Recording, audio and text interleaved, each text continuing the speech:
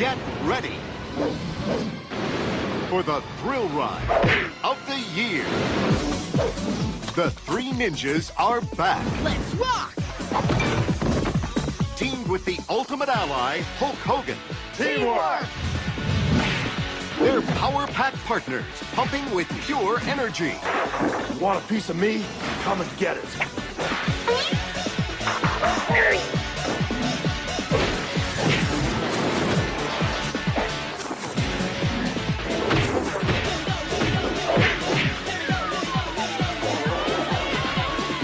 Hulk Hogan, Lonnie Anderson, Jim Varney. Three ninjas, high noon at Mega Mountain. Let's have some fun.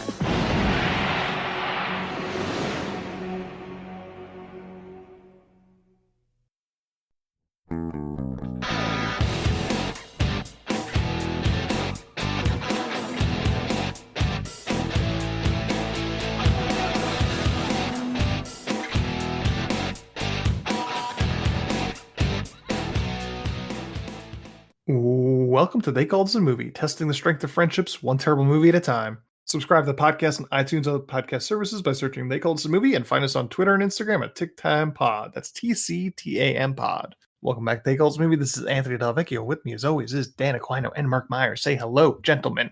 Hello, friends. Hello, everyone. As you may know, since you probably are movie fans, this weekend is $4, movie day, or National Movie Day, or Theater Day, or whatever they call it. Question for you two. Would it make me look like the cheap uncle if I take my niece to see Blue Beetle on $4 movie day so I don't have to pay a full price ticket for that movie? Oh, God, no. You're bringing her to see Blue Beetle, for God's sake. She wants to see Blue Beetle. She's already texted me. We're still making superhero movies? That's still a thing? You've taken her to the theaters quite a bit.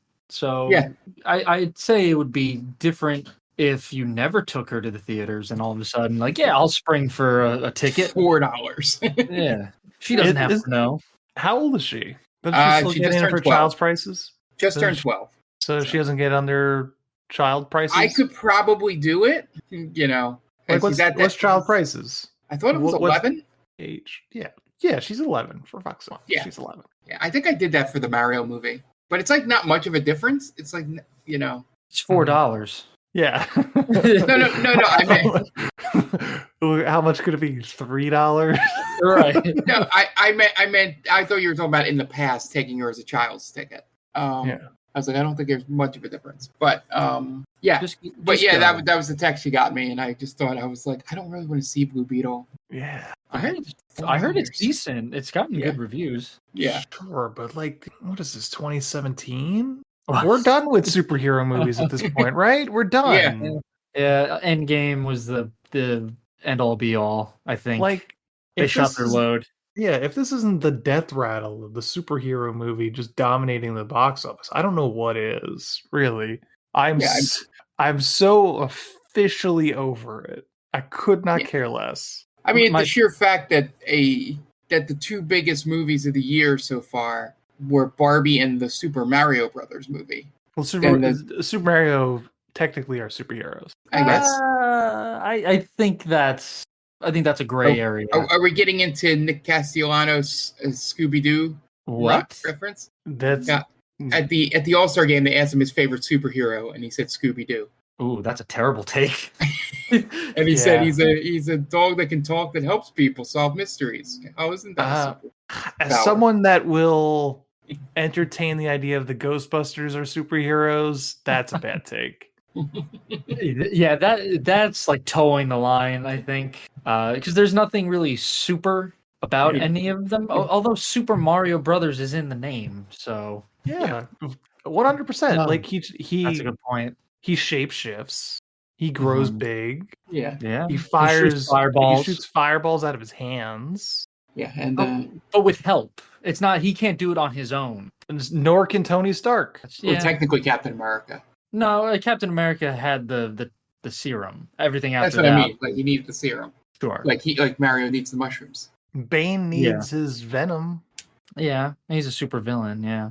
I guess I have to concede that. Isn't Lex Luthor is considered a super villain, Well, because he Right? has There's superior intelligence, like above average, I guess. Right. That's his, and money. Money makes you a superhero now. Well, I mean, it works for Batman. Right. Yeah, that's the one kicker. His special powers is unlimited money. Mm-hmm. I guess In capitalism prep time. and prep time, right? Mark, go see it. What's the worst that could happen? You spend a nice little afternoon with your niece. That's true. I mean, segueing from Batman to what's the worst that can happen of going to the movie theater as well. That's a good point. Yeah. It could be your niece's superhero origin story. It's true. Don't deprive her of that. Right. She can have her Mark Wahlberg moment. Well, that we don't want to lose you, Mark, but obviously. But do you think it's a fair trade-off if your niece becomes a superhero? Yes, because I will be like the Uncle Ben in her story. That's very noble of you, Mark. Sacrificing yourself for the greater good. Yeah, I'll be her canon moment. Yeah, there you go. Yeah, I wouldn't do that. I wouldn't do it for anybody. I'm very selfish like that. All right. Well, there you have your answer. And the Super Thank Mario you. Brothers are 100% superheroes. So we've got that out of the way. But this week was our August movie of the month. And this week, this month, the theme was Fun in the Sun. So we had 3 movies that were kind of summery, kind of fun in the sun, fun activities to do outside. So we pitted what was Saved by the Bell Hawaiian style, whatever it's called. Saved by the Bell Hawaii. Doesn't matter now. It's a loser. Yeah, it's a loser. Old, the M. Night Shyamalan film, and this week's winner. And this week, the winner was picked by Dan. So, Dan, why don't you introduce this week's movie? Sure. So when I think of having fun in the sun, I'm not a big beach goer. I'm very pale. I burn easily. So one of the things I like to do is I like to go to theme parks every now and then. So searching through IMDb and Letterboxd, came across this movie, this sequel from 1998 called Three Ninjas High Noon at Mega Mountain, and that is a mouthful for a Three Ninjas movie. The main reason was the main picture for this movie is Hulk Hogan ripping the poster in half, pretty much, with the Three Ninjas on the lower third. Mm-hmm. So I thought, oh, it's Hulk Hogan as the villain, essentially, and the Three Ninjas fight Hulk Hogan. I was all of my expectations about this movie completely wrong. So that was good. But I as I was watching this movie, I kept thinking I owe Mark an apology for last week. Like how we kind of ragged on Mark for DC Down, because this movie was a fucking bummer. So where are you coming from with the Three Ninjas series as a whole? I've seen the first 2. I know I've definitely seen Three Ninjas. That was a long time ago, and I'm pretty sure I've seen Three Ninjas Kick Back. Kick Back, yes. Yeah. I've never seen this movie. And what about Knuckle Up? Never seen Knuckle Up. I'm not even sure I've seen Kick Back, to be honest. Mm-hmm. So I don't want to go out and say for sure. But I know for a fact I have seen the first Three Ninjas movie. Shocked that none of the original Three Ninjas are in this movie. I guess they were too old at this point in 1998. I don't think the same Three Ninjas have been in any of the movies. Is it a rotating ninja group? I believe so. I'm gonna look at Kickback. I want to say the second one has Colt and Rocky, and I think Tum Tum is not. He probably. I think Tum Tum comes back for the third one, though. Is this not the third one? This is the fourth. Oh, okay. I didn't know that. I so had no clue where this landed. Yeah, it's Colt and a different Rocky and Tum Tum and Kickback. Okay. Yeah. Knuckle Up is all 3 of them. Again, the original 3. So I was wrong. But anyway, Mark, I apologize for giving you shit last week. This movie was exponentially worse. And I mean, who doesn't want to see Laurie Anderson act in the late 90s? Oh man, this movie is just it's bad feels, bad vibes from top to bottom. The music is corny, the acting is corny, the fight scenes are corny. Just everything about this movie I hated from beginning to end. This third one has Donald Logue in it. Oh, I like Donald Logue. Yeah. But this doesn't have. This has Ernest. This is Jim Varney. Ernest. Yeah. So that was fun, I guess. Underused Jim Varney. Yeah, I thought he was going to be the main bad guy. Yeah, he should have been. Yeah. All right, Mark, where are you coming from? Three Ninjas, High Noon at Mega Mountain. So I've only seen the first two, as Dan has as well. I do remember Knuckle Up, but never saw it. The third one. There are only two things that have stuck in my memory of Three Ninjas. One of them is Tum Tum. That there's such a ridiculous name even as a child. That has stuck with me when mentioned Three Ninjas. And anytime Three Ninjas come up, my brain, which is broken, immediately starts singing Rocky Loves Emily. Emily. Yep. Over and over and over again. And they even tried to bring it back here, but didn't realize why Rocky Loves Emily works is because both names are 2 syllables or 3 syllables or whatever. Because Jennifer is way too long. Rocky's 2 and Emily's 3, right? Yeah. Emily. Yeah. They at least turn Emily into a 3-syllable word. Yeah, but Jennifer does not work. Because they try and do it in this and it just falls flat. You can see that they were looking for like some kind of callback. Because I guess if you made it to the 4th movie, you're in as a fan. But yeah, so I like Dan, I've seen the cover and the poster on the VHS, and immediately thought Hogan was the villain. Mainly because he was Hollywood Hogan at this point, and kayfabe in wrestling was a lot more strict back then than it is now. To where, good guy wrestlers usually played good guys in movies and vice versa. I think Piper's the only one that sort of walks the line, but he was always a tweener anyway between heel and face. So he could get away with it. But yeah, I was a little disappointed. I don't think it improves the movie, but I think you could have gotten a more maybe kid-friendly movie. Looking back, if you made like Jim Varney was helping the Three Ninjas fight an evil Hulk Hogan, than Ernest being the bad guy or second in command. This movie would be infinitely better if Jim Varney played a janitor by the name of Ernest P Worrell helping the Three Ninjas fight Hulk Hogan. That bring it together. Yeah. Ernest meets the Three Ninjas. Yeah. There you go. We just did it. You're welcome, people. Well, Jim Varney's dead, unfortunately. So we have AI technology. You can do it. Should have been you, Hogan. Should have been you. I wouldn't say no to that. Last thing about real quick. Yeah, go ahead. I like how there's a Toy Story reference in this movie, right? Because the grandfather says it's time to put him on the shelf like Buzz Lightyear. And you have Jim Varney in here who famously voiced Slinky Dog. So continue. Nice. Yeah, so like everything in this movie is obviously the idea of 3 little kid ninjas beating up a bunch of adults that seem like trained criminals is ridiculous in any respect, but the fact is how stupid the crowd was for that Wild West stunt show when they see real people fighting and go, oh, this must be part of the show there. That was kind of unbelievable. But the whole idea that her gimmick was to take control of a theme park and murder people for $10 million, and that was it. Well, that's her idea of a quick score, by the way. Yeah. To do all that.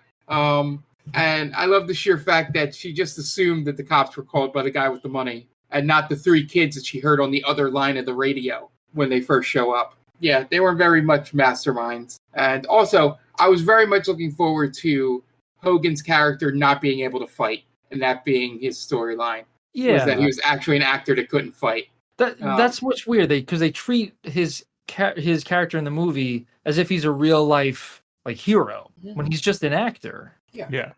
I feel like this is 90% Hogan's ego, right? He's playing the creative control. Because the character turn in this is that he's nothing like his on-screen persona.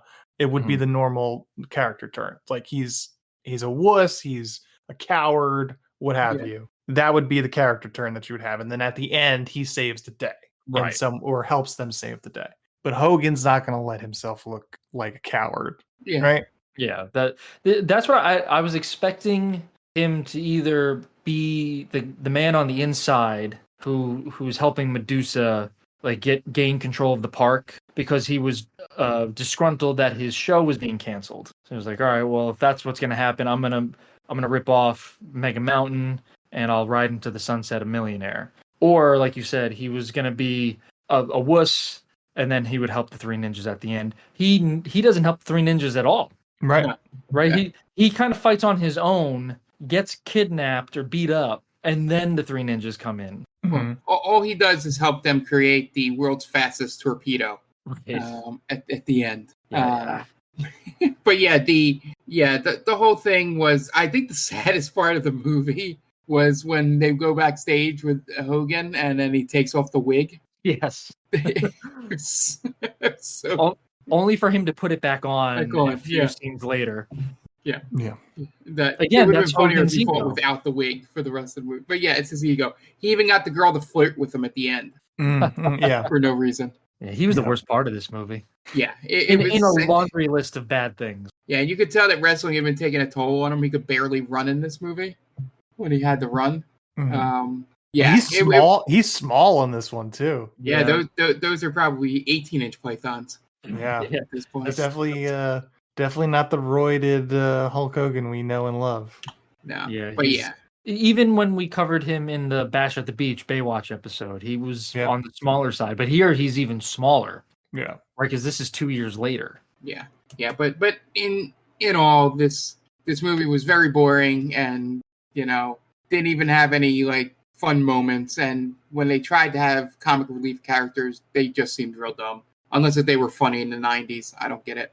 And also, those sunglasses were really 90s. And I think the next closest time we get that is, well, I guess it's only like 4 years later, was like they're very similar. They're close to, what Blade wears at times, but he makes it look way cooler than these people do. Mm-hmm. As for me, I think I've only ever seen the first one. I don't know if I've ever seen the second one, but I remember liking the first one enough to rent it and watch it, and then that's about it, really. Three Ninjas did not hold a special place in my heart. This one's rough. This movie is 15 minutes longer than it needs to be. Everything should have been wrapped up at the amusement park. We shouldn't have the whole under the amusement park scenes or the boat. Yeah. Goes on for way too fucking long. Yeah, it takes forever, that fight scene. Just so long, just to bring back the whole idea of fighting in the dark, which they've never learned to do. Yeah, it's true. Right, because it's a callback to the beginning where they get their Right. asses kicked, but But they shouldn't be able to do it because that's the last lesson from the Right. summer, right? and they don't pass it. They don't pass it. So that's stupid. Jim Varney's underused. The scenes that he shares with Hulk Hogan makes it very evident that Hulk Hogan is a terrible actor. Yeah, Because, definitely. Jim Varney is not the greatest actor that's ever lived, but he is competent. Yeah. And he seems like he's having some fun playing a villain here. But I like when he takes the little kid's ice cream cone. Yeah. That's like the most villainous thing that happens in this movie. Well, they do shoot at people. Oh, Yeah. they should have. Yeah, that's They true. do They should have shoot stopped. into the crowd. They do. Several characters do attempt to kill children.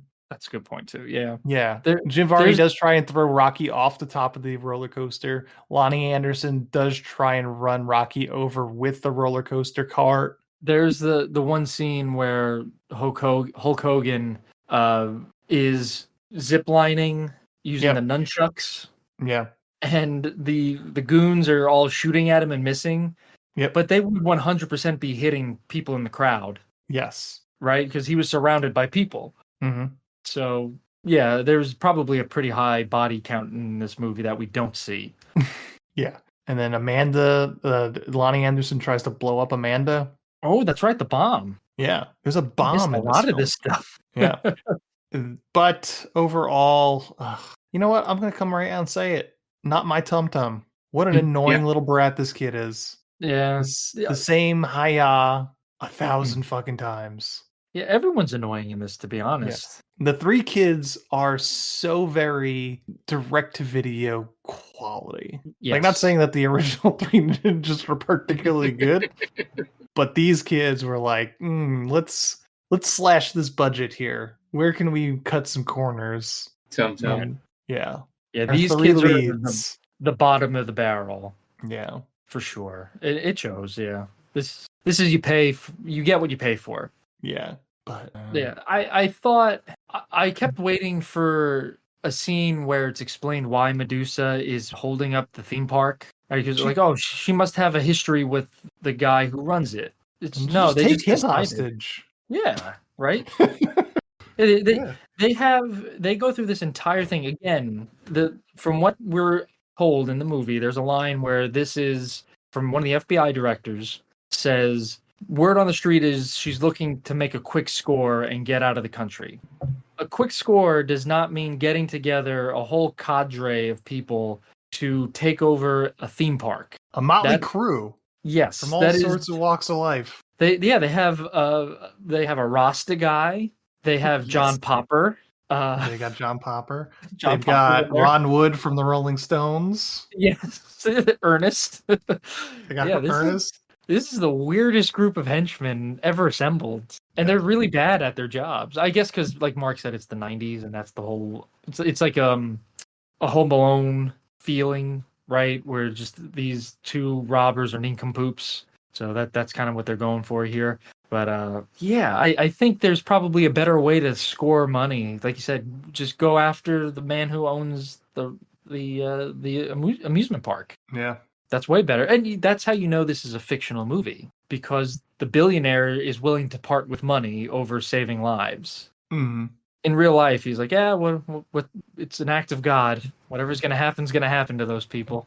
And speaking of the money, that helicopter has the sharpest blades I've ever seen in my life. Which one? The toy one? The toy one that just cut through burlap. Yeah. Oh, it disintegrates. Yeah. That was a pretty the girl, what's her name? Alex? Amanda. What a useless character. I know how you can be confused. The glasses and the hat gave you some Alex Mack vibes. A little bit, yeah. I thought she was going to turn out to be a ninja. Why wouldn't she be a ninja? This is a Three Ninjas movie. Well, then it would be four ninjas. Yeah, that'd be ridiculous. Ninjas. Yeah. It's one too many ninjas. One too many ninjas. 3 I can understand. I could tolerate 3. 4, you're gone off the deep end. Yeah, one of the 3 had to die if she was going to become a ninja. Well, right. I thought then the next movie would be 4 ninjas. 3 ninjas : the 4th ninja. I figured it was going to be one of those things where they don't want to hang out with her because she's a girl or whatever. Mm-hmm. And then turns out she's even better at being a ninja than they are. But no, for some reason, her whole character arc is that her dad makes things for movies that are practical in everyday use. Mm-hmm. Like, my dad knows how to disarm a bomb because he did it in one of his last movies. Yeah, and she has the state-of-the-art late 90s computer graphics. Oh, man. For the internet. Oh, that was so bad. Everyone has that state-of-the-art 90s graphics computer, too, right? Because Medusa has it as well. Yeah. She has like the 90s version of a laptop, which looks like the size of today's netbooks. Yeah, it almost looks like a Sega Saturn handheld thing. Yeah, right? Very small screen. It kind of looks like a computer you give to a child. Yes. And all you have to do is plug one thing into that and then into something else, and it hacks it. Yeah. So I guess they were going off of the Jurassic Park style where the girl in Jurassic Park is a hacker. So, we'll get a hacker in our movie. Right. And she does what any good hacker does. She guesses the password just by putting in random words. Yeah, well, hacking in the 90s was a very simple concept, Anne. Although I shouldn't say it's a random word. The password was God. So, and through God, all things are possible, so it makes perfect sense. Isn't like God one of like the top 5 most common passwords or something? It's gotta be. Fucking losers. Password is probably up there as well. Yeah.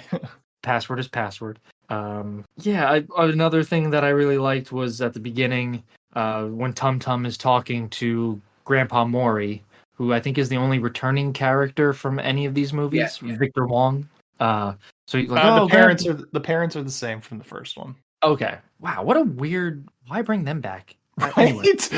Talk about also direct-to-video quality. Yeah, that's so weird. We don't have the original Three Ninjas, but we have the parents. That's what you're really here to see. So Tum Tum is talking to his grandpa, and I guess it's Tum Tum's birthday the next day. And he asks Grandpa, "You're gonna come to Mega Mountain, right?" And he says, "I wouldn't miss it for the world." And then he doesn't show up till the very end of the movie, so he essentially does miss it for whatever reason. Yeah, I'm assuming because he's ancient at the time of this movie. Yeah, right. He's got to be in his 80s. This is his last film. Yeah, right. When did he pass away? 2001. Yeah, so he had one foot in the grave at this point. Yeah. But still, he's a dude's a legend in the acting business, obviously, right? Yeah. Big Trouble in Little China, Tremors. Yeah. I did like seeing Kirk Bailey pop up, who is Ugg from Salute Your Shorts, Camp Counselor Ugg. Oh, yeah. Get out of here. Who was he in the movie? I missed it. Was he one of the henchmen? He was one of her dumb nephews, yeah. Oh, man. I'm so far removed. He was the one not with the bad haircut and not the fat one, or was he? Yeah. He was like kind of their leader. He's the one that thought of the idea of just asking for a picture of adolescent children. And they just hand it over. I'll take the picture of those two. I was like, ooh. I don't like that. What are you doing, man? Real quick, now that because I just clicked on Kirk Bailey's IMDb. R.I.P. Oh, did he pass away? In 2022, yeah. Oh no, because I just saw that he was still he was doing additional voices for things. I was like, oh, he does a lot of voice work, yeah. Or he did a lot of voice work. He did a lot of voice work. That's a bummer. Mm-hmm. Well, February 28th, 2022. Yeah, damn. What a bummer. Again, this movie is just a whole bummer from top to bottom. This movie just made me super sad. Yeah, this was a tough one. Now, did Hulk Hogan improve or regress in terms of acting from the Baywatch episode? I'm going to say regress. Yeah. Although I did like the scene where a little kid bullies him. Right? Are you going to do something, mister, or are you just a phony like my dad says? Like, well, these aren't any use against guns. That's what I thought. Getting punked by a little kid. Yeah. That was Hogan protecting kayfabe there. My favorite part of this movie. Go ahead. No, please go ahead. I was gonna say my favorite part was when the kid pisses his pants, and then his buddy's like, "Dude, you pissed your pants." Yeah, that's always fun in a movie. Was that the one of the kids that was hanging out with Rocky? Yeah. Okay, sort of. He's like his friend / sexual rival. Oh, his 15-year-old sexual rival. For a second, I thought he was the kid who played the Shermanator, but I don't think so, right? It looked similar, but I think that this kid would have been too young. Okay, the blonde Shermanator. Mm-hmm. Yeah, that was weird. I guess because it's a kid movie, there was a little bit of a love interest. Yeah, but I hate seeing that stuff in these movies. Just 14 or 15-year-old kids just like vying for girls. It gives me the ick in the worst way. Yeah. So, Three Ninjas High Noon at Mega Mountain from 1998 was directed by Sean McNamara. It's directed Raise Your Voice, Bratz, and Soul Surfer. So he's got a few or theatrical releases under his belt. He directed a lot of direct-to-videos and TV stuff, including like a bunch of Disney Channel movies. Stars Lonnie Anderson, Hulk Hogan, Jim Varney, Victor Wong, Matthew Badaschis, I don't know, Michael Olasky II, James Proreski II, Alan McRae, Margarita Franco, Lindsay Felton, and Kirk Bailey. IMDb score of 2.9 and Rotten Tomato score of 0 with a 30% audience score. Couldn't find the budget, but the box office, this did go into theaters, came out with $375,000. You guys want to get in the plot? Sure. Let's do it. Dan, what you got? Real quick before I get into that, would it surprise you guys to know that this movie was a nominee for the Stinkers Bad Movie Awards. It would surprise me if I didn't look it up right before we started. I didn't know that existed, but I'm glad I know Yeah. it now. Anyway, please, friends, go check out two awesome podcasts. The Top 10 with Tia. It's a weekly podcast with a very good friend of ours, Tia, who's been on the podcast before. Go to geekvibesnation.com, search Top 10 with Tia, and please rate and review her. She's awesome. And also the Game Vault podcast, a bi-weekly podcast where Mark and some of our good friends talk about video game news, what they're playing, what's coming up that they're excited for. And they also review their retro game of the week, which is an old school game that they've played through, could have been Super Nintendo, Sega, you name it, they have it. It's a lot of fun. You could also check them out streaming at Game Vault Pod. And please make sure to follow them on all socials at Game Vault Pod. Okay, great. And we're going to take a quick break, and you guys are going to listen to messages from friends of the podcast. So we will be right back.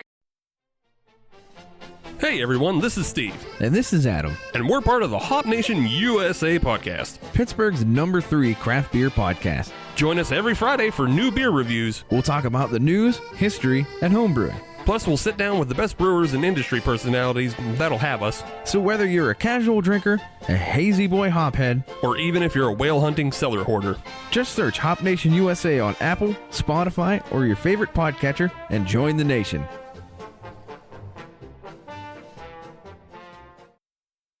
Oh hi, didn't see you there. It's me, George, from the best little horror house in Philly, the show where we talk about the best horror movie ever made, according to our guest at least. We've talked about groundbreaking classics like Texas Chainsaw Massacre and Alien, but we've also got a lot of great ones coming up, including some very fun guests like Len Kabaczynski of Swamp Zombies and Red Letter Media fame, Caroline Williams, the star of Texas Chainsaw Massacre 2, and Chase Williamson from John Dies at the End. So make sure you're subscribed to the best little horror house in Philly, and I'll see you boils and ghouls over there.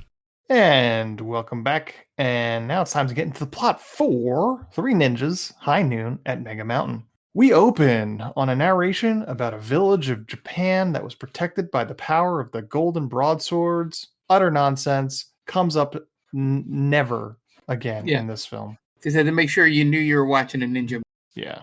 Do you think this was the movie that inspired American Ninja Warrior? Could be. Right.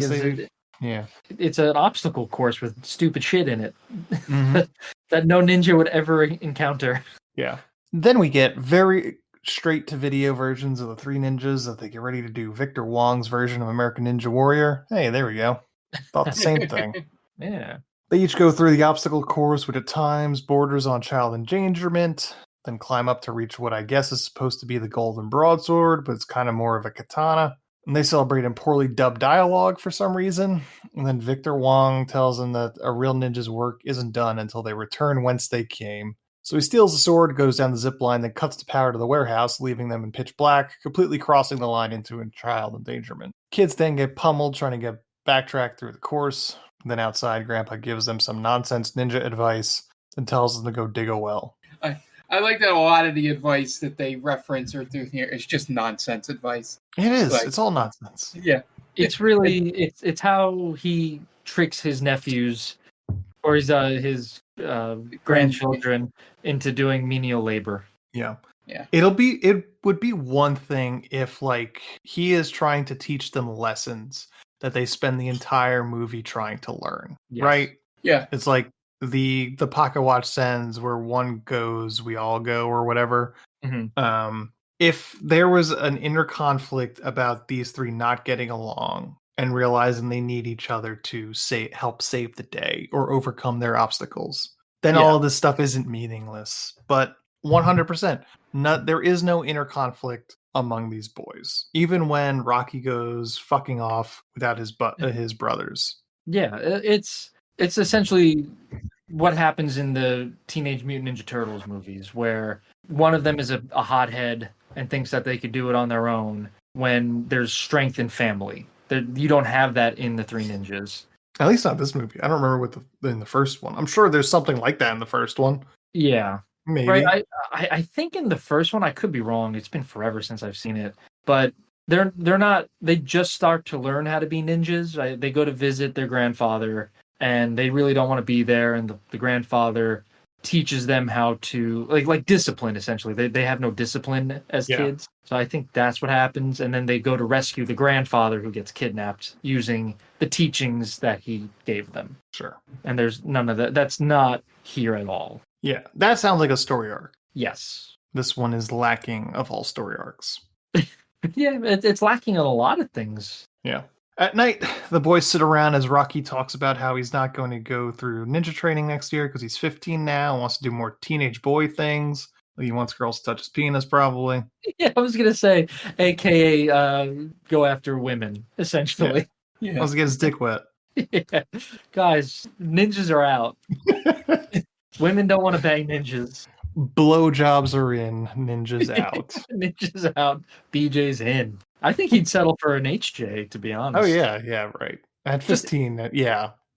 Just anything. He just wants his penis touched. Yeah. And then Colt sits there frustratingly never strumming a guitar that he's holding. I don't know why that bothered me so much.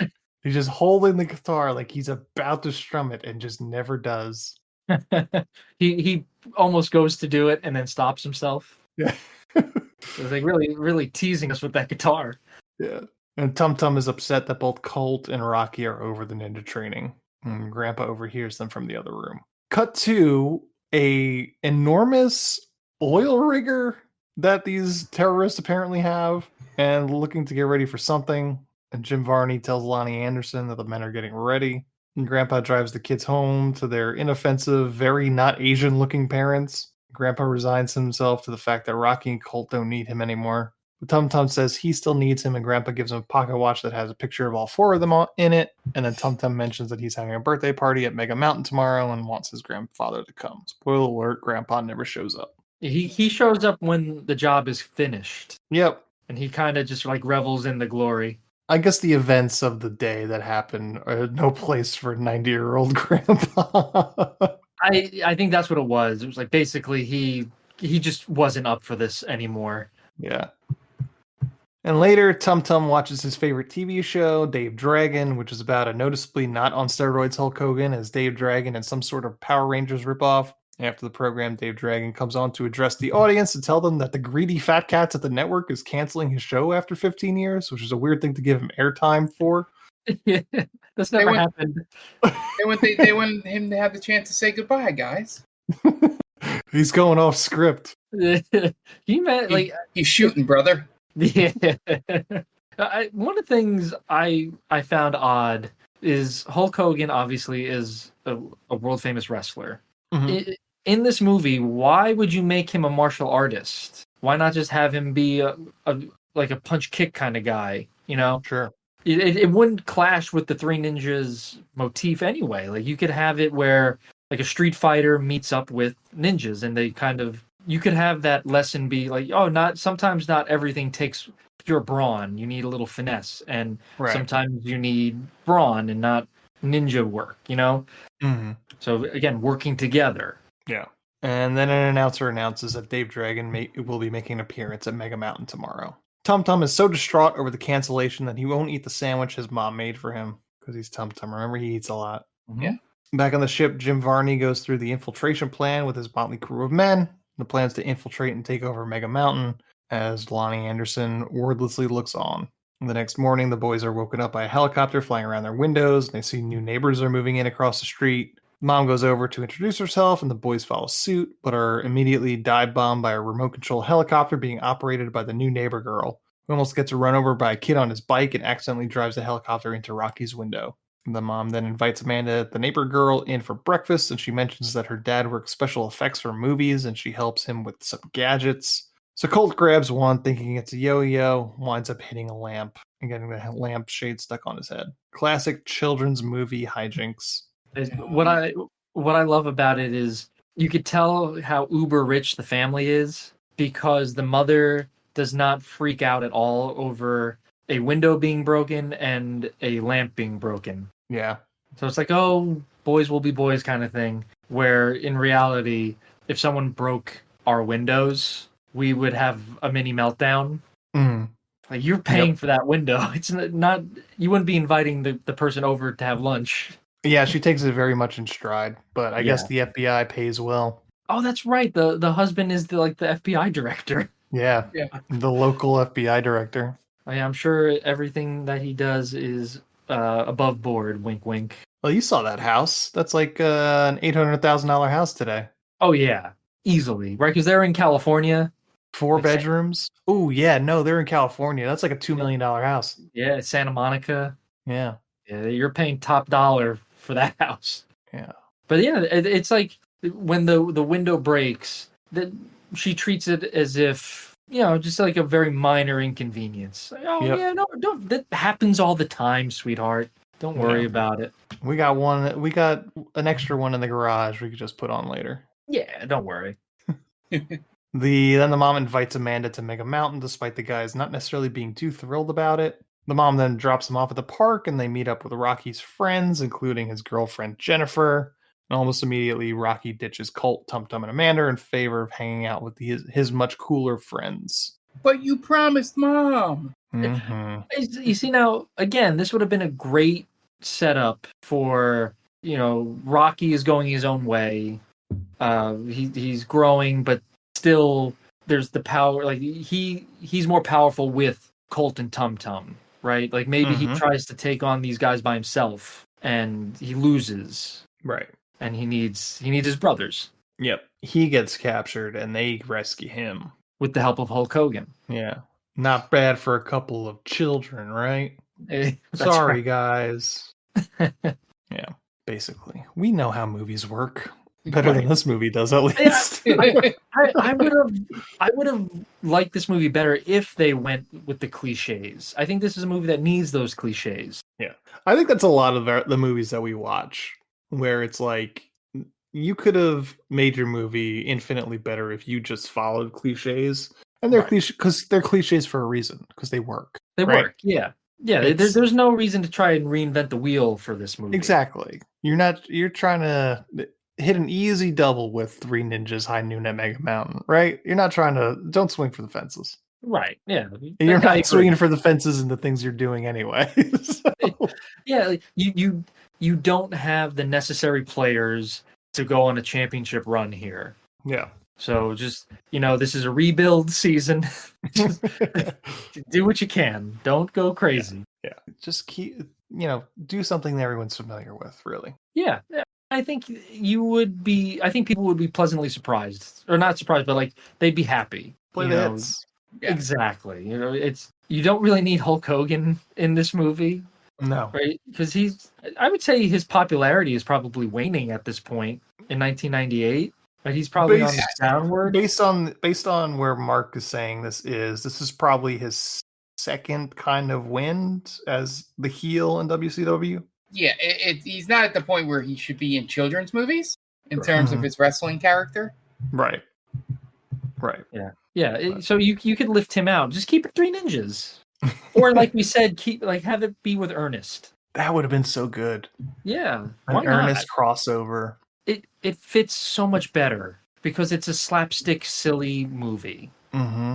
Speaking of Ernest, Jim Varney and his men then scuba dive into the inner workings of the park with automatic weapons, and Lonnie Anderson is there too. She literally hasn't done anything yet. Remember, though, this is a quick score that we need scuba gear and blowtorches and an oil tanker. An oil tank. They have an honest to goodness, 1,000,000-ton or however big that ship is. That's their home That's their home base. Is an oil tanker. Yeah, it's like a cargo ship. Yeah, yeah. Quick, just a quick in and out, guys. Back to the oil tanker. They all make their way to the park looking very conspicuous. We then get a montage of everyone having fun at the theme park. As the goons walk through the park, they notice the Dave Dragon posters. Jim Varney mentions that he might cause an issue, even though he's just an actor. Lonnie Anderson, by the way, at this point is dressed like a nun. Because I needed to mention it. Yeah. It plays no bearing on the movie. Yeah, and her being dressed as a nun with all the completely, not sticking out people walking behind her. Yeah. Exactly, right? It would have made more sense if they all dressed up as like priests. Yeah. We got Ugg from Salute Your Shorts, Paul Walter Hauser, the Rasta guy, Ron Wood, all just like a motley crew. Yeah. It was It looks great. like people walking around on Halloween. That's what it looks like. It's such a great. I was laughing out loud when they're on the oil tanker in the beginning, and it's Ernest kind of explaining what they're gonna do, and they're cutting to the different henchmen, and they're all wearing black, and then you just have the Rasta guy with the hat on. Yeah, it's very obvious, like the hat with the dreadlocks attached to it, sort of thing. Correct. Yes, definitely sticking out like a sore thumb. Yeah, because the rest like, of them are ninjas. Yeah, like something you could buy for $14.99 on Amazon. Get it in 6 hours. Yeah, it's shipped overnight. Yeah, he found it on the cargo ship. Yeah, you get it from Spirit Halloween. That's for damn sure. I just don't know why you have these cast of characters. Yeah. There's no reason to have a Rasta guy there. It's the 90s. I feel like Rasta was super in. Was it? I don't know. That's true because I was listening to Soul Asylum today on the way home from work, and the lead singer did have dreads. So there you go. Maybe that's what it was. Mm-hmm. Kids then go to the Dave Dragon show to watch Dave Dragon beat up some other actors. Meanwhile, the goons start to take over the park by closing entrances and replacing the workers. Oh, by the way, at the Dave Dragon show, I have no idea how they had them change costumes because that smoke was way too thin. Yeah, to hide him. Yeah, and then there's no trap door for him to come up from that quickly. It's a really good stunt show. Yeah. Disney, eat your heart out. Yeah. I mean, I've seen Elite the Weapon one at Six Flags. Six Flags. It's not very good. I tried to. Oh, go ahead, Mark. I'm sorry. I was just gonna. Hogan is good at acting, on stage and performing and stuff like that, and taking off clothes quickly. But he can't take off that much that quickly. He's not like those dress performers that do halftime at basketball games. I don't know if you remember those people. Also, why did they need to have that? It's not established in this canon that he morphs from a mild-mannered person to Dave Dragon. He could have just ripped the jacket off that he had or whatever. Yeah, that's all you need to do. Or just have him come out as Dave Dragon. Yeah.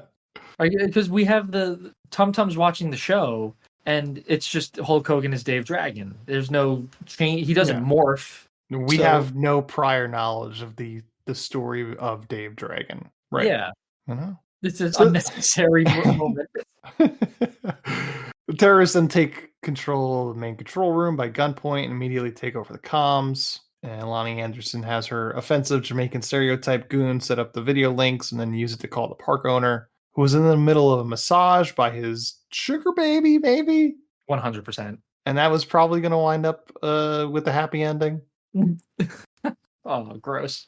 but factual. Yeah. And Lonnie Anderson demands $10 million, or they're going to jack up the power on all the rides, making them unsafe and potentially killing park goers. And Rocky is online for one of the roller coasters when he takes the opportunity to find Jennifer's purse that she lost so he can duck out and not look like a coward. After the Dave Dragon performance, Tum Tum and Colt go to see if they can meet Dave Dragon, but before they can Jim Varney and his men tranquilize Dave Dragon. Tum Tum and Colt catch them trying to move his body, so the guys start chasing them through the park. Amanda sees them run, and then Rocky sees them running on the closed circuit TV when he goes to Lost and Found. Three guys corner Colt and Tum Tum, so Tum Tum and Colt kick their asses and even interrupt a Wild West show. I like that this movie exists in a universe where grown men are terrified of a 10-year-old. That guy screams bloody murder every time he sees Tum Tum. Yeah. Yeah, it's like he saw Batman. Yeah. Oh my god. And he's not the only one who's terrified of Tum Tum. Anytime he runs into a henchman, it's like they need to leave as quickly as possible. Yeah. I think it's because it's like they're like, oh, why did I have to draw like the tiny kid? I can't beat this kid. I'm not, I can't legally beat this kid up. Right. Yeah. It's a very unique acting choice that everyone takes when they go up against Tum Tum. It's like, all right, well, How am I supposed to beat up this child without making me look like a monster?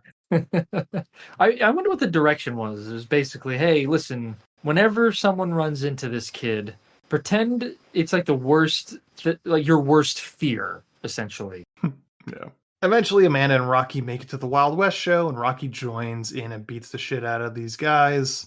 And the Wild West performers lasso the guys up and take them away. The kids take some bows for the crowd that was watching, and then Amanda brings them to the security office to find a security guard knocked out at the desk. And they see the goons on the cameras and decide there's only one man that could help. So they splash water on Dave Dragon to wake him up. He wakes up then, tells the kids that they should let the adults handle this. So he tells them to stay safe and runs off. At this point in the movie, Dave Dragon, the adult, has done nothing. Mm-hmm. And the children have done all of the ass kicking up until this point. Yeah. So it's like mansplaining almost. That's sort of, yeah. Adult-splaining. Adult-splaining, yeah. Amanda finds a walkie-talkie the goons left behind, so they decide to go to a lookout tower so they can see the whole park. And they find an emergency channel on the walkie and yell fire. So the cops and the fire department show up. And the goons open fire on the cops as well as patrons that are in the parking lot. So they call in the feds for backup, and it's the kid's dad, because he is an FBI agent. And Lonnie Anderson patches into the comm links and video calls the feds to tell them that she's waiting on a ransom from the owner of the park. And she shows them what they plan to do by cranking up one of the spinning rides to double the speed. For some reason, this is also being broadcast on the same channel of the walkie-talkie, and the kids are able to talk to the dad, who tells them to let the cops handle this. Did you notice the scene where Medusa tells the Rasta guy to turn the speed up on the machine, on the ride? The knob says temperature control, and it has nothing to do with speed. It's all temperature. So they couldn't even spring for a make-believe ride control. Like, yeah, this is just what we have at our disposal. We have to use it. But they show it numerous times. He tells the cops will handle this, but the kids decide to do the opposite. Amanda hands out some gadgets that they can use as weapons, including the aforementioned yo-yo, playing card ninja stars, and some smoke bombs. So the kids go to work and beat up the goons that are operating the ride, while Amanda hacks into the computer and manages to stop the ride. I do like how the three ninjas are handled like Spider-Man here, where they never kill any of their opponents. And they have like super abilities. They're able to jump really high. Yeah. But are they superheroes? They are not, in my opinion. Okay. They're barely ninjas. Colt does a hurricanrana a couple of times in this movie. Oh, what is a hurricanrana? Is that you grab the head and spin them over with your legs? Yeah. Okay. I don't know if that's necessarily super. It's impressive. It's pretty cool looking. It's cool looking, I guess. Then Lonnie Anderson gets on the TV and threatens the kids, who tell her that they aren't afraid of her. She tells Jim Varney to take a screen grab of the camera on the kids and print it out to have her idiot nephews find those kids. Meanwhile, the feds found Lonnie Anderson's rap sheet as she's escaped prison and is trying to get out of the country. Yeah, she's done everything. Everything being smash and drag job. Things. Yeah. This is a smash and drag job, and this is supposed to be quick. Yeah. Has she committed murder? Did it say murder on there? It did not say murder. So she has done everything. Probably. But she's probably murdered, right? You think so? I mean, she's capable of it. She, like you said, she tries to, at numerous times in this movie, murder children. Mm-hmm. She definitely has it in her. Yeah. She has no qualms about it. Yeah. Varney finds the nephews waiting in line for a ride and tells them to go find the kids. Then as he heads back to the control room, Dave Dragon follows closely behind, as inconspicuously as a man that looks like Hulk Hogan dressed like Zardoz could possibly be. He stops to sign an autograph. Amanda continues to hack into the park's computer and devises a plan to hack into the main computer in order to just take control of the ride controls. They just need to get to the computer in the guest relations building. She runs off to guest relations, and the boys engage the idiot nephews in a chase. Meanwhile, Dave Dragon follows Varney to the main building, but realizes he can't just walk in, and sees someone dressed as the Easter Bunny and gets an idea. So I guess this is an Easter movie. Yeah. Oh, I didn't pick up on that. Mm-hmm. And the mom makes it to the police line, and we find out the SWAT team is coming shortly. Dave Dragon infiltrates the command center by knocking out the front guard dressed as the Easter Bunny. Now the hostage situation is on the news, which the goons watch from the control room. But then Dave Dragon comes in and starts beating up some goons, but Lonnie Anderson trips him with a whip that she just so happens to have, and they tie them up. The three ninjas then split up, so the nephews also split up. Colt winds up throwing baseballs from one of the carnival games at the guy chasing him. Rocky squirts his with a water gun, and Tum Tum throws darts at Ron Wood. Then they trap Ugg from Salute Your Shorts and Rod Wood on a roller coaster and kick the fat one in the dick, and crank up the roller coaster really high. Amanda successfully hacks into the computers by just randomly guessing words. Apparently God is the password, which makes sense because through God all things are possible. So she goes through each ride to shut each one down. And then the SWAT team shows up, as does the owner of the park. And the SWAT team goes into action, but the terrorists electrify the fence and immediately take out the SWAT guys. They only had one plan, and then once the gate was electrified, it was like, all right, we're out of ideas. That's what I was going to say. That this SWAT team only had one idea, and that was it. That's the only point of entry, apparently. In this, climb the fence. Yeah. Wait, well, I'm plumb out of ideas. What do you guys got? I could have rappelled down from the helicopter or something like that into the Yeah, park. that's the other thing. Like, these people, these terrorists, have picked the worst, the worst target, because there is just no way that you could secure that kind of area. It's too big. It's far too big. Too many points of entry. Yeah. You could come from the air, the sea, the land. So Yeah. and they can't stop children. How are they able to stop SWAT team members? Just too many people. Yeah. Too many people. Too big. Too much area to cover. Exactly. It's just you picked the worst target. Mm-hmm. But then when the terrorists try to speed up their rides in retaliation, the terrorists can't get access to any of them because Amanda is locking them out. Yeah, the world's most boring hacker battle. Yep. Lonnie Anderson takes over the controls and manages to take control of a roller coaster and engages the emergency brakes as it goes over a loop, locking people upside down.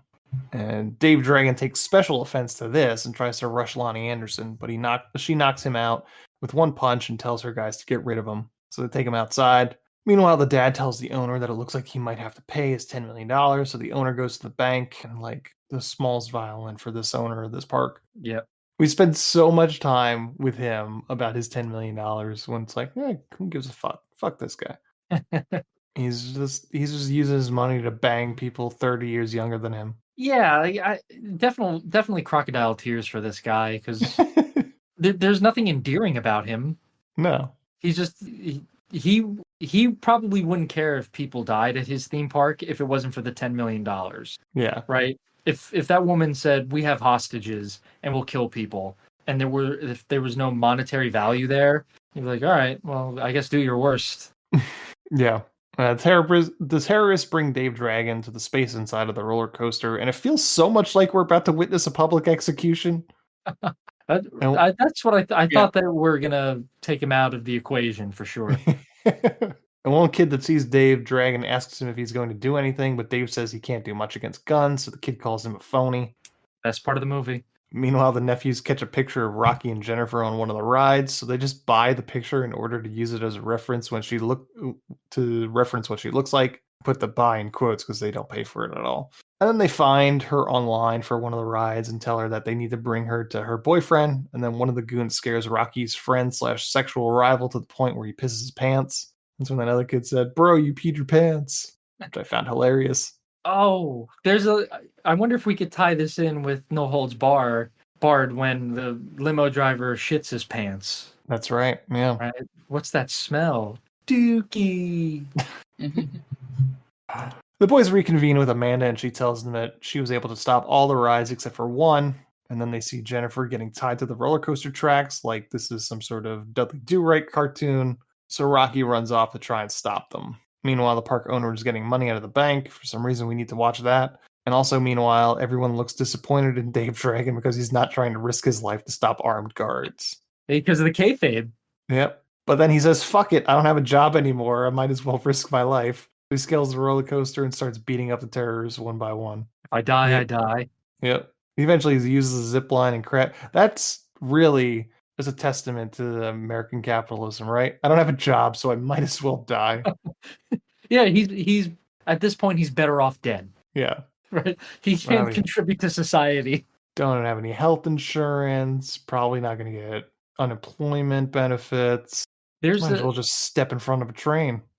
There's a deleted scene where we find out that Dave Dragon blew all his money from the show like on the horses. So he's just like dead broke.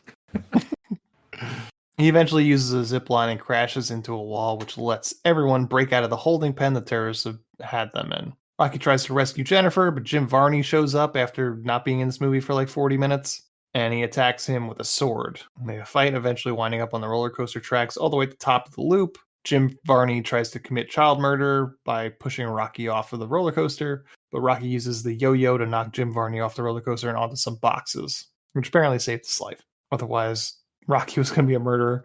The terrorists see the helicopter, the park owner arriving, so Lonnie Anderson says, let's pack it up, then tries to commit child murder by trying to hit Rocky and Jennifer with the roller coaster car. But Rocky pulls himself and Jennifer to safety first. And the owner drops the money from the helicopter in several bags, which just seemed like a really half-assed plan. Yeah, if you think about it, right? Because you mentioned how if you're going to have the owner drop the bag via helicopter, why not pull the old bait and switch on them and drop SWAT team members or something? Like, yeah.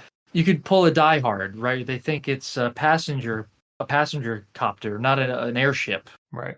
Or just like drop like bags that are just like, and then there's like an anvil inside. Just drop it on the heads of the goons or something like that. We're gonna go full on cartoon. Just go straight cartoon. I was just say we're operating on Looney Tunes logic now. You get the classic. I would love to hear that sound effect. Then Amanda whips out her remote control helicopter, which she just so happened to bring to the park with her, and runs it into the last bag, which causes the bag to just disintegrate into CG awfulness as the money flies all over the place. And as the park goers are trying to catch the money, Lonnie Anderson sees Amanda piloting the helicopter and takes her hostage. So the boys spring into action with Dave Dragon and chase after the terrorists who are trying to make it back to the ship. Dave Dragon fights some ninjas, but is then subdued by the touch of a woman. So then it's up to the ninjas to fight the rest of the terrorists, who are now officially ninjas. Eventually, Lonnie Anderson cuts the power, leaving the boys in the dark, and they have to learn how to fight in the dark, but they never had a second lesson, so who knows how this is going to go. But anyway, they're able to do it and wind up fighting off the ninjas.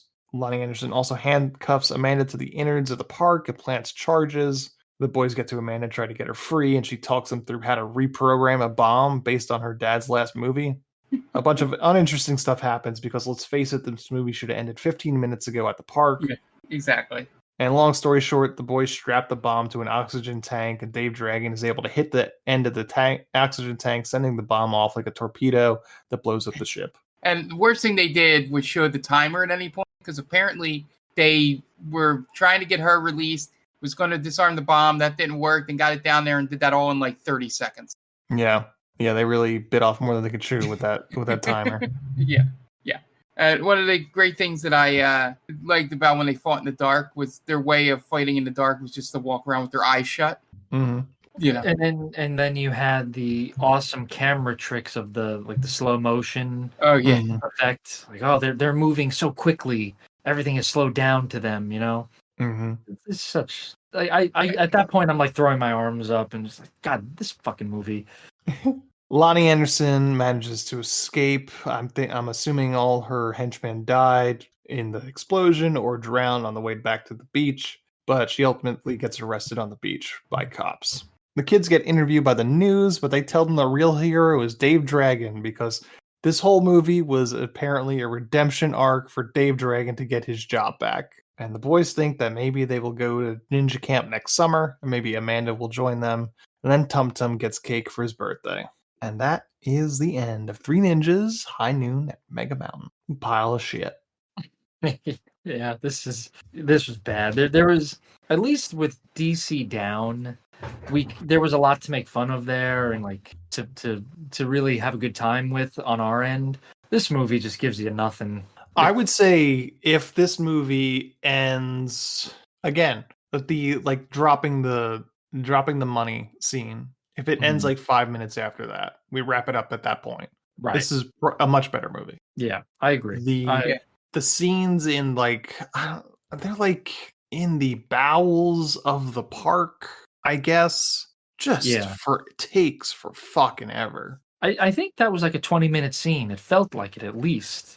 Yeah, I think it's like about 15 minutes. Oh, yeah. It goes on for far too long. Is there like a limit they had to get to release it in theaters? I think it's like 85 minutes, so they're well over it. Yeah, right. Because this is an hour 35, I think. Yeah. Yeah. If God, the movie moved at a decent enough pace up until then. Yeah. Where it just stops in its tracks. Mm-hmm. Yeah, and it wasn't even like an interesting battle. Not at all. Like you've already done the we're going to kidnap the girl and put her in danger. We do a Jennifer at the roller coaster. You don't need to do the same thing with Amanda. Right. Yeah, that's pointless. And we never have a scene where Hulk Hogan and the Three Ninjas fight together. Right.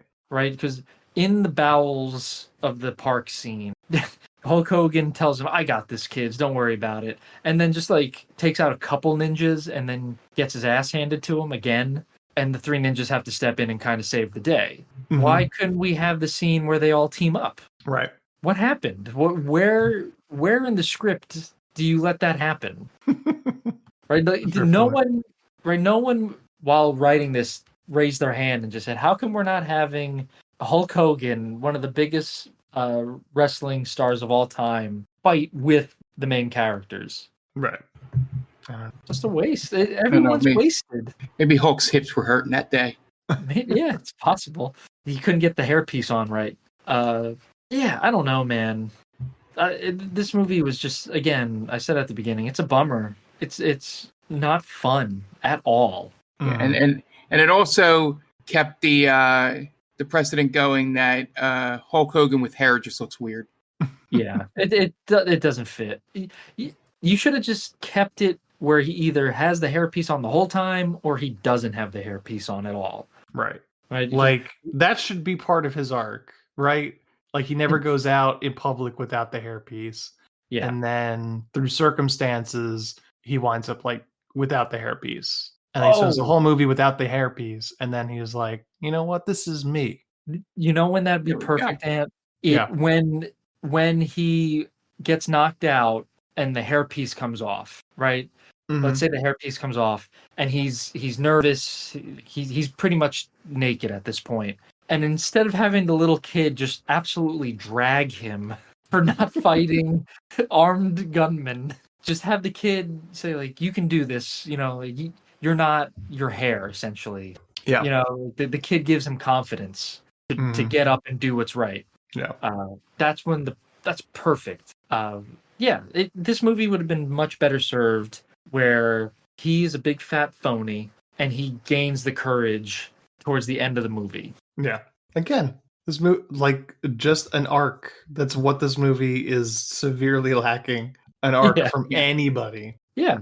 Yeah, the kids don't have an arc. The parents don't have an arc. The grandfather is missing for 99% of the movie. Yep. Who is this movie for? I know it's for kids, but where is the marketing for that? It's for Hulk Hogan's ego. Right. Was this his last movie? Hulk? Yeah. Did he do any more? Like, did he star in any other movies? Because he got top billing in this film. Let's see. Doesn't he have like Young Hercules or something? Other than the Bubba the Love Sponge movie. Well, specifically not Bubba in that movie. He's specifically absent. That is true. Yes. A lot of WWE stuff. Little Hercules in 3D. Oh, 3D. That doesn't sound good. Yikes. That just sounds terrible. Oh yeah. Yeah, and then he's in Muppets from Space. Okay. Makes a little more sense. Yeah, I don't see much. Having video games in here really hurts the IMDb. It's tough to sift through. I will say this about Hulk Hogan. I'm very glad that he's a terrible actor because he had such success with wrestling, obviously, that was unearned in certain areas. So I'm glad that he fell on his face acting. From what I could tell, the Ultimate Weapon from the same year is roughly his last like starring role. Okay. But I don't know if that ever saw a theatrical release. I'm gonna guess not. Okay. Well, again, I don't think he had a hit, really. Right? He never really knocked it out of the park acting wise. No, I would think that maybe as bad as No Holds Barred was, it's probably his closest, right? It's maybe that or like what is it, Mr. Nanny? Mr. Nanny, yeah. That might have been a bigger one, but we're talking big as in it still flopped horribly, but it had the makings of a movie. Right. I was frozen today. That's Yeah. Suburban Commando, right? Suburban Commando, yes. So there's bits and pieces from these movies that everyone remembers, right? The Dookie, the I Was Frozen Today, Santa with Muscles, the song. I don't even remember what song that is. Angel Baby. Angel Baby. Angel Baby. Yeah, that might be my favorite thing Hulk Hogan's ever done. Just the pure bafflement on his face, not knowing what the next line is, and that, and the fact that someone thought it was a good idea to have Hulk Hogan sing. All right, yep, that's it for this movie. We're gonna take a quick break, and you guys are gonna listen to some ads so we can pay those bills, and we will be right back.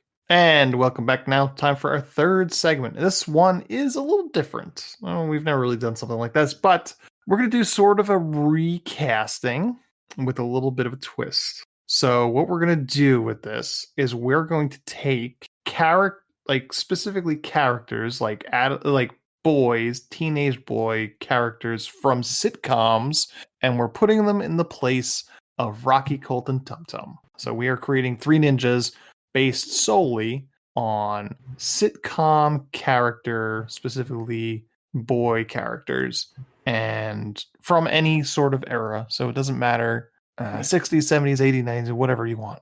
So who has their list ready and would like to go first? Because I do not. You know what? I'll go. I'll do it. All right. So for my three, and this is in no particular order, so I'm not matching them to Rocky, Colt, and Tum Tum. Just however you want to put it. I'm going with Steve Urkel would be my number one. I'm going with Bud Bundy in the number two slot. Okay. And three, I had a hard time with the third one because I wanted to go animated, but we're sticking with live action, I'm assuming, right? Yes. Okay. So for my third one, I'm going to go Eddie Munster. All right. Yeah, I guess if you had to rank it, Eddie Munster would be Tum Tum, Bud Bundy would be Holt, and Urkel would be Rocky? Sure. I don't know. You could switch them around, I guess. Sure. Yeah. Yeah. And every time he got into a fight, he would just say, "Did I do that?" Mm-hmm. There you go. Got to get catchphrases out there. Of course. Yeah. Yeah. Well, I figured because Bud Bundy could at least throw down a little bit. Right? Sure. He's scrappy. He's scrappy, right? When push comes to shove, he'll hold his own. Yeah. Eddie That's what Munster happens when you grow up poor. Right. Right. You got to fight for everything you want, man. Mm-hmm. Inch by inch. And Eddie Munster is a literal werewolf. So that worked, yeah. Yeah, he would go feral, I'd assume, just tear people apart. And Steve Urkel, he's smart. He would probably think of some kind of gadget, a la Ashley in this movie, I guess, to take down his foes. Or he would kind of catch them off guard with his nerdiness, and then do something. Then he would attack, you know. So yeah, that's my three ninja group. All right, Mark, what about you? Yeah, so two of them were really easy. I'll say them right back because I had stereotypes like things for them. I thought the middle one would have to be. I'm going to flip it a little bit in the case of Three Ninjas.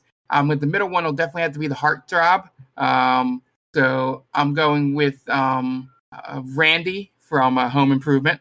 Okay. Get a little Jonathan Taylor Thomas. Okay. I couldn't remember which one he was. As the heartthrob. I almost forgot for a second.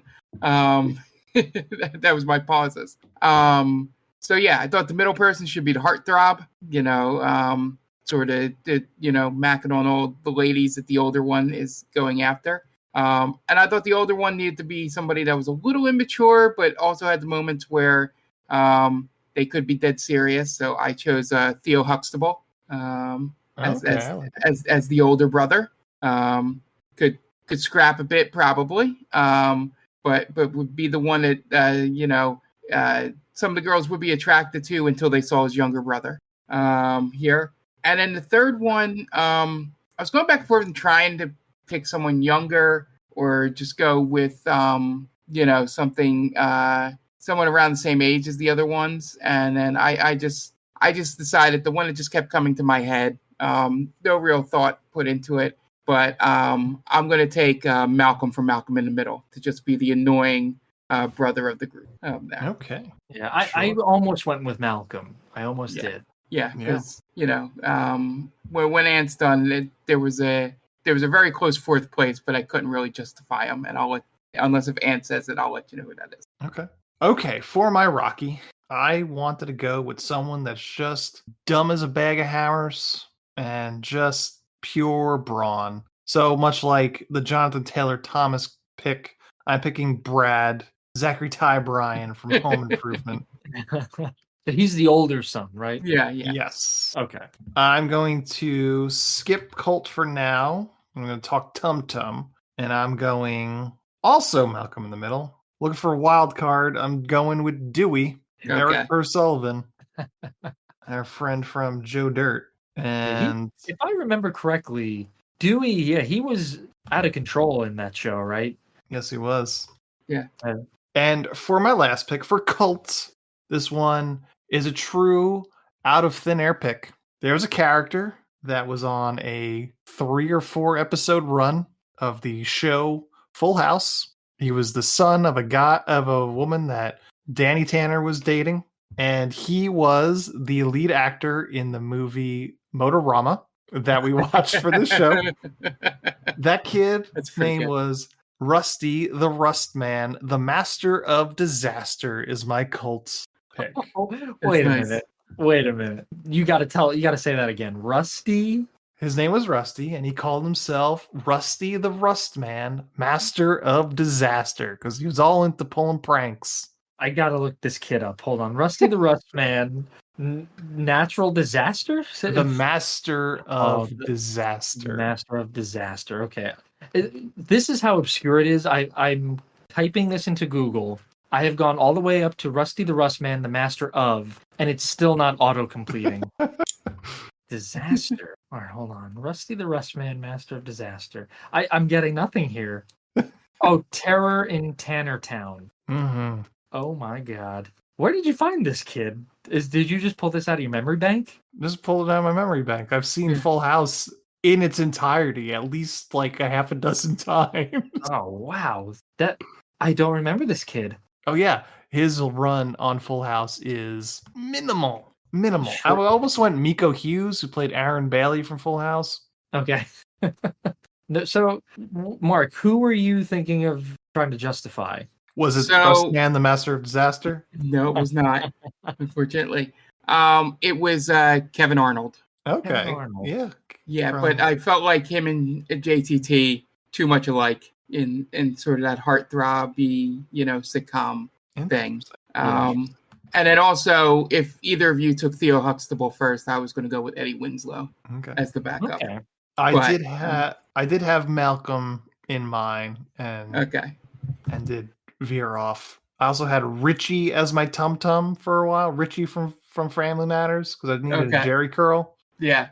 But so Jordan Christopher Michael, 3 first names. 4 episode run on Full House. How did he not end up in jail with 3 first names? Right? Yeah. There's a comment on this Full House wiki. It says in Terror in Tannertown, how did Rusty tuck the tablecloth into Danny's pants without him knowing it? Yep, that's just the classic Master of Disaster move. I can't think of a better Master of Disaster than that. The Rust Man. This is I almost went with it would have been sacrilegious if I did this, but I almost chose 6 for my Tum Tum. I like it. I was like, if I go 6, and not pick Bud, I feel like that's just poor play.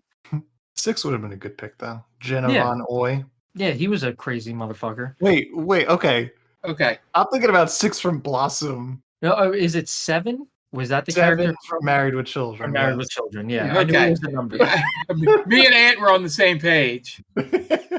7. Because then I started thinking I could have gone with some good female characters, but I thought we were limiting this to boys. I did say boys, but you know what? I probably shouldn't have. I probably shouldn't have narrowed it down that much. You know what? An entire Three Ninjas movie with just the Lawrence brothers. There we go. Ooh, that could work. Cast it. Whoa. All right, we're done. Whoa. Yeah. You got all of it. You got the heartthrob and Joey, obviously. Yeah. Sure. And then Were you got any the of other these two. kids? Were any of these kids actual heartthrobs for Three Joey Ninjas? was. for Three Ninjas? Yeah. Three Ninjas. Right? Was anyone on Teen Magazine? I don't think anybody. No, I would assume anything. Maybe The Rock in the first one, but that would be a stretch. You got Tum Tum on Tiger Beat? Not with that haircut. No. Yeah, this was very, very slim pickings, I'd say. These young boys were not up to snuff for us. No. In terms of their heartthrob ability. Consider me not impressed. Pass.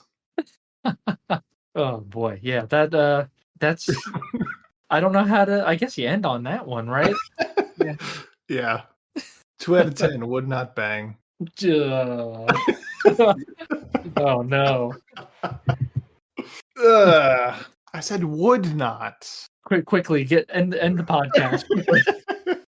All right. That's going to wrap us up this week. We watched Three Ninjas High Noon at Mega Mountain. Check us out on all our socials. That's Threads. That's X, formerly known as Twitter. That you could get us there. Instagram at TickTamPod. And you can check us out on TikTok at They Call This a Movie. Any questions, comments, you want to suggest movies to us, hit us up at ticktampod@gmail.com. You want to, if you got a couple minutes, you want to give us a 5-star review on your podcatcher of choice, that would help us out a great deal. And yeah, special shout out to our Australian listener who has been downloading every episode we've done. Nice. So thanks for that. Thanks for the little boost. I listen. We can do an international tour, man. Yeah. What is it? Ghana, Australia, the Isle of Man. We can do it. Yep, absolutely. If only we were big in America. Just pay for our travel, and we can do it. I think I don't know how I'd react if we traveled somewhere out of the country and someone knew us. I think I would just give up on life after that. That's it. I'm never going to achieve this kind of high again. Yeah. The listeners from Adelaide, Australia. So I choose to believe they are related in some way to Women's World Champion Rhea Ripley. So thanks for listening. One can only hope, right? One can only hope, and I'm going to assume that until someone tells me otherwise. Fair enough. That is our episode. I've already told you all the ways to get a hold of us, so keep listening. We'll be back next week for another episode. And the director of Three Ninjas High Noon at Mega Mountain is Sean McNamara. So for Dan Aquino and Mark Myers, this is Andy Vecchio telling Sean McNamara, well, you certainly made a movie, didn't you? Thanks for listening to They Call This a Movie. Subscribe to us wherever you get your podcasts, and be sure to check us out on Twitter and Instagram at TickTamPod. That's TCTAM Pod. You can also check us out on TikTok at They Call This a Movie.